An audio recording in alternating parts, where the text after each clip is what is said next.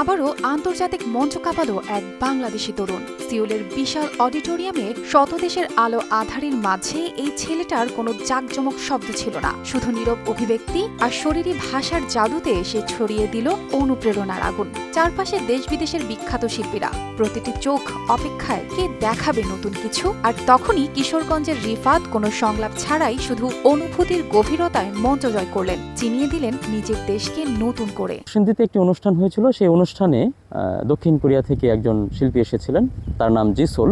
এই জিসোলের সাথে পরিচয় হওয়ার পরেই আমি মূলত দক্ষিণ কোরিয়ায় আমন্ত্রণ পাই। তো এর আগে দেশের বাইরে 2019 সালে ভারতের ত্রিপুরায় গিয়েছিলাম, সেখানে মূকাভিনয় করে এসেছি। আর সম্প্রতি দক্ষিণ কোরিয়া থেকে আমি পারফর্ম করে এসেছি। রিফাতের শুরুটা হয়েছিল কিশোরগঞ্জের যশোদলের মাটিতে। এক সাধারণ পরিবারে ছোট থেকেই নাচ অভিনয়ের প্রতি ছিল তার এক অন্যরকম টান। ধীরে ধীরে মূকাভিনয়ের জগতে পা রেখে খুঁজে নেন নিজের ভাষা, যেখানে মুখভঙ্গি, চোখের ভাষা আর শরীরের নড়াচড়া দিয়েই ছড়িয়ে দেন আবেগের গল্প। তো 2011 সালে কিশোরগঞ্জের জলছবি সাংস্কৃতিক সংঘ, এই সাংস্কৃতিক সংগঠনের সাথেই মূলত আমার মূকাভিনয়ের যে চর্চা সেটি শুরু হয়। কিন্তু যখন শুরু হয় তখন আমি জানতাম না যে আমি মূকাভিনয় করতাম। 2016 সালে প্রথম আলো বন্ধু সভার একটি অনুষ্ঠান হয়, বন্ধু সমাবেশ গাজীপুরে। সেখানে একজন মূকাভিনেতা আসে, মীর লোকমান।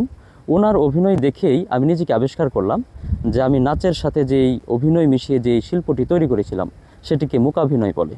তার মানে 2011 সাল থেকেই আমার মূকাভিনয়ের পথ চলা।